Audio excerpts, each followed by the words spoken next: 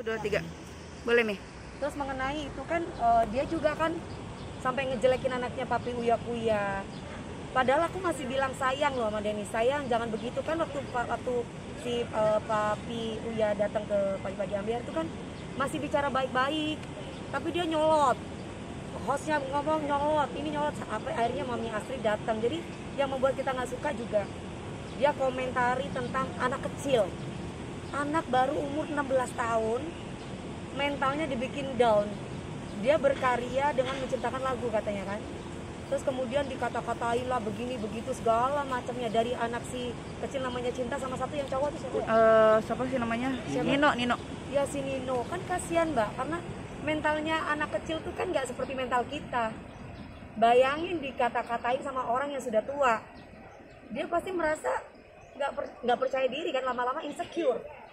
Mana anak-anak zaman sekarang kan, apalagi lagi corona, lagi covid ya, jarang bergaul, otomatis di dalam rumah, kemudian di sosmed dikata-katain, mau gimana perasaannya. Wajar kalau Papi Uya sama Mami Uya sama Mami Astrid itu dia nggak suka gitu. Orang beranggapan ini settingan lah ini gini. Mbak, settingan sih settingan, tapi kalau misalkan anak dikata-katain, terus kemudian semua orang-orang ini kayak orang kesurupan gitu. Jadi ini harus kasih pelajaran. Ini mungkin yang lain pada diem gitu. Ini semua ini anak kurang ajar gitu. Saya aja ketemu sama Umi Elvi, ketemu sama Papi Uya, Mami Astrid, mereka lebih tua ya. Kita respect. Oh ya, jadi bukan berarti saya tidak menghargai tamu ketika dia datang di acara kita. Justru kita menghargai.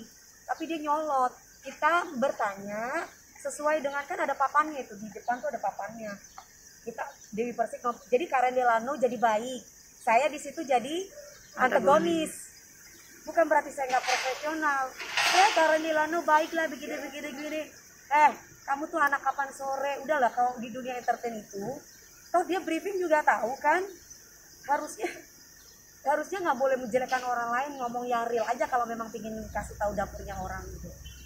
Ya kan itu berarti menunjukkan dapurnya orang. Kan udah tahu bahwa perannya masing-masing. Saya harus bertanya, bukan aku bertanya dari otak aku, tapi aku bertanya karena memang itu tugas aku yang ada di skenario. Tapi dia tiba-tiba jawabnya nyolot. Terus merasa bahwa aku penyanyi lah, lebih hebat dari, ya mungkin dia Persik kalah. Oke lah, lu orang bercanda nggak masalah, itu mah nggak apa-apa gitu. Cuman cara nyolotnya kepada orang tua ditonton sama masyarakat Indonesia, terus kemudian orang tua ngomongin anak kecil, ngebully anak kecil secara fisikis, ini orang ini bener nggak? Ini jangan sampai udah DP nggak usah dikomentari, nanti dikasih panggung. Saya memberikan panggung supaya dia malu sekalian gitu, biar orang-orang masyarakat Indonesia itu juga bisa membuka pikiran bahwa hal yang kayak gini jangan dicontoh. Ini nggak baik. Ini buat anak generasi muda, siapapun kalian yang nonton, jangan pernah mencontoh orang yang tidak punya attitude. Dia nggak punya attitude. Kamu masuk di dunia entertain ada permisi. Ibarat kamu datang ke rumah orang, ada permisi, orang suka. Saya Mbak pernah jadi muda.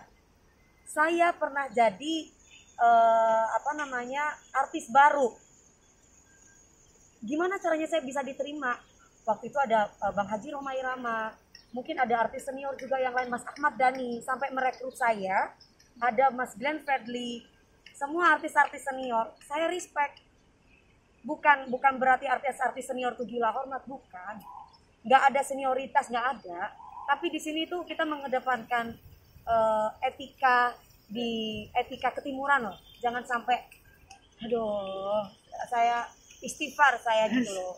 Maksudnya ya Allah ini orang ya gitu. Sampai saya saking keselnya keluar kata-kata kotor mungkin. Karena saya merasa bahwa orang bilang Allah ini settingan. Udah saking keselnya Mbak. Makanya aku bilang kalau dia mau bermasalah sama saya dan dia mau macam-macam, saya udah siap dengan segala resiko. Akan dihukumkan mana? Apa? Polisian. Kenapa saya? Polisian. Makanya saya siap dengan segala resiko.